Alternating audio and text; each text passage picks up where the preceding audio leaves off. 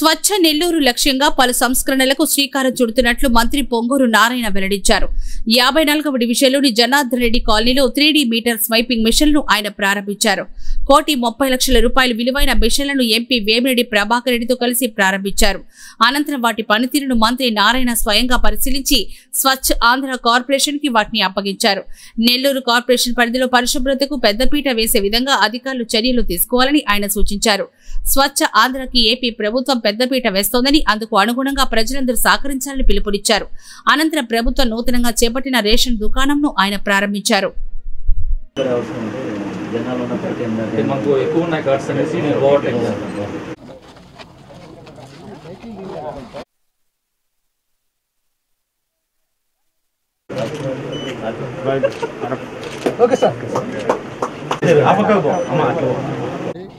ఈ రోజు నుంచి రాష్ట్రంలో రేషన్ కార్డుల్లో మీద ఏదైతే వస్తువులు ఇస్తున్నారో అవన్నీ కూడా రేషన్ షాప్లోనే 1వ తేదీ నుంచి 15వ తేదీ దాకా ఇచ్చేటట్టుగా ప్రభుత్వం డెసిషన్ తీసుకోవడం జరిగింది.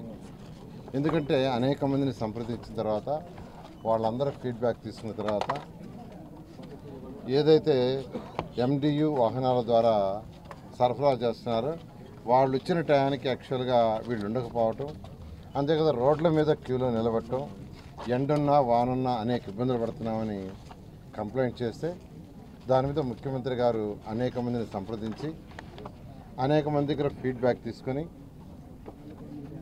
లాస్ట్ క్యాబినెట్లో ఒక డెసిషన్ ఏంటంటే రేషన్ షాపుల వద్దనే 1వ తేదీ నుంచి 15వ తేదీ దాకా ఇచ్చేటట్టుగా నిర్ణయించారు.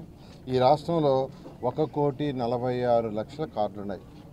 అంటే 1,46,00,000 మందికి యాక్చువల్గా ఈ రేషన్ కార్డు ద్వారా యాక్చువల్గా వాళ్ళ యొక్క నిత్యావసరాలు సప్లై చేస్తున్నారు.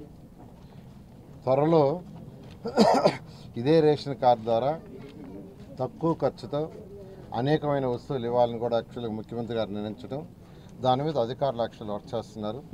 ఏదైతే ప్రస్తుతం ఇచ్చే వస్తువులే కాకుండా ఇంకా వాళ్ళ అవసరాలకి ఏదైతే ఉన్నాయో రెగ్యులర్గా బయట షాపుల్లో ఎక్కువ రేటు పెట్టుకుంటున్నారు, వాటి రేటు తగ్గించి పేదలు నిరుపేదలకు ఇవ్వాలని ముఖ్యమంత్రి గారు ఆదేశించడం, దాని మీద అధికారులు వర్క్ చేస్తున్నారు. త్వరలో దాన్ని కూడా యాక్చువల్గా స్టార్ట్ చేయబోతున్నారు. గత ప్రభుత్వం దాదాపు 1,800 కోట్లు వేయించేసి ఆ వెహికల్స్ పెట్టినా అనేక ఇబ్బందులు పడ్డామని ఎంతోమంది యాక్చువల్గా కంప్లైంట్ చేయటం, ఆ కంప్లైంట్ మీద డెసిషన్ తీసుకున్నాం. ఇందులో కూడా 65 సంవత్సరాలు దాటిన వృద్ధులు ఎవరైతే ఉండారో, అదేవిధంగా ఫిజికల్ హ్యాండిక్యాప్ ఉన్నారో వాళ్ళందరూ ఇళ్లకి తీసుకుపోయి ఇచ్చే విధంగా కూడా ఆర్డర్స్ ఇవ్వడం జరిగింది.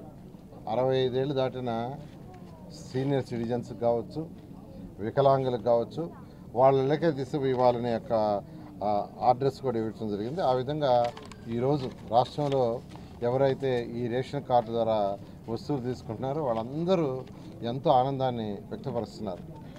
ఎందుకంటే వెహికల్ తీసుకొచ్చి పెడుతున్నారు, ఆడ తీసుకోవాలా, ఆడ మళ్ళీ ఎండలో క్యూ, వర్షం ఉంటే క్యూ, ఎంతో సఫర్ అవుతున్నారు.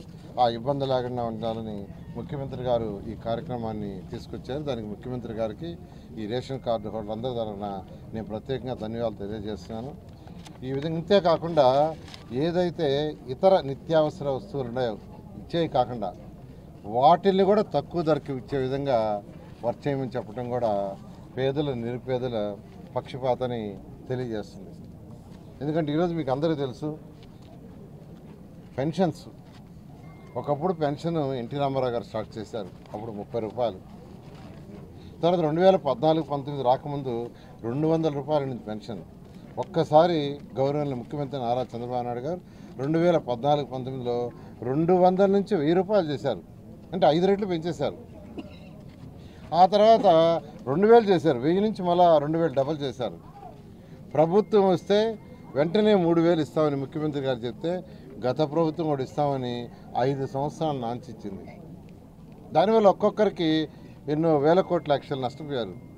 కానీ 2024 ఎలక్షన్స్ ముందు మహాప్రభుత్వం వస్తే, ఎన్డీఏ ప్రభుత్వం వస్తే 3000, 4000 ఇస్తాను, అంతేకాదు మార్చి నెల నుంచి 3 నెలలు అరియర్స్ కూడా ఇస్తానని చెప్పి ప్రభుత్వం రాగానే మొదటి నెలలో 4000 ఇవ్వాల్సి ఉంటే 7000 ఇచ్చారు.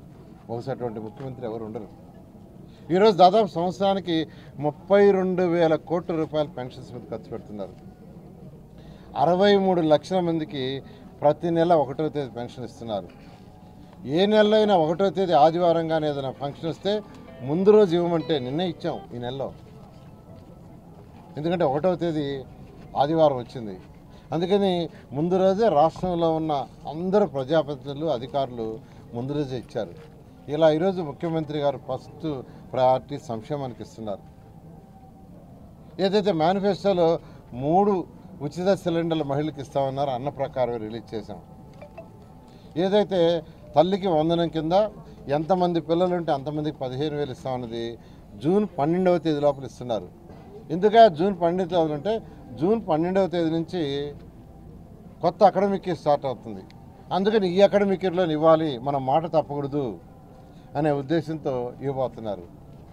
అదేవిధంగా ఏదైతే రైతు సోదరులకు 20,000 ఇస్తామన్నామో కేంద్ర ప్రభుత్వం 6,000, రాష్ట్ర ప్రభుత్వం 14,000 3 ఇన్స్టాల్మెంట్ ఇవ్వడానికి నిర్ణయించి జూన్లో ఇవ్వబోతున్నారు.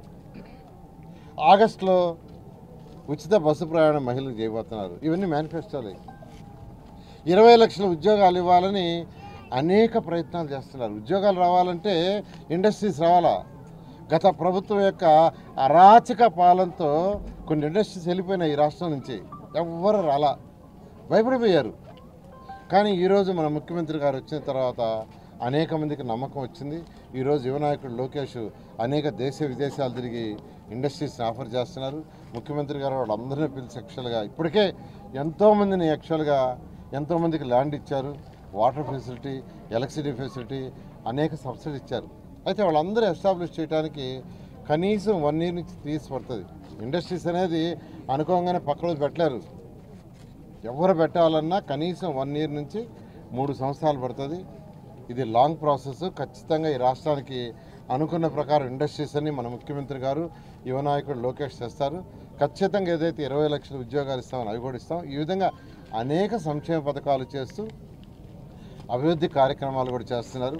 ఈరోజు నెల్లూరు సిటీకి తీసుకుంటే నేను కావచ్చు, ఎంపీ వేమిరెడ్డి ప్రభాకర్ రెడ్డి కావచ్చు, అనేక కార్యక్రమాలు అభివృద్ధి కార్యక్రమాలు చేస్తాం. ఈ నేపథ్యంలో నేను ఈరోజు 54వ డివిజన్ మేము ఇద్దరం వచ్చాం.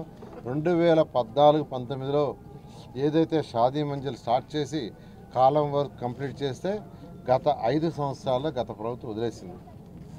ఒక ఇటుకరాయి కూడా పెట్టలా. మా మీద కోపంతో 54వ డివిజన్లో ప్రజలకి అన్యాయం చేసింది. అయితే ఈ ప్రభుత్వం రాగానే వెంటనే చేస్తామని నేను, వేమిరెడ్డి ప్రభాకర్ రెడ్డి గారు ఆ రోజు ఎలక్షన్స్ ముందు మా సొంత నిధులతో నేను 50 లక్షలు వారు 50 లక్షలు ఇస్తామనుకొని ఆ రోజు అనౌన్స్ చేసాం.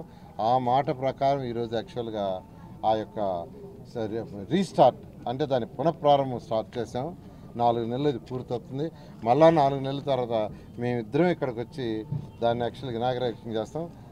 నిరుపేదలకి ఏదైనా ఫంక్షన్స్ చేసుకోవడానికి అతి తక్కువ ఖర్చుతో మున్సిపాలిటీ ఏర్పాటు చేస్తుంది. నమస్కారం.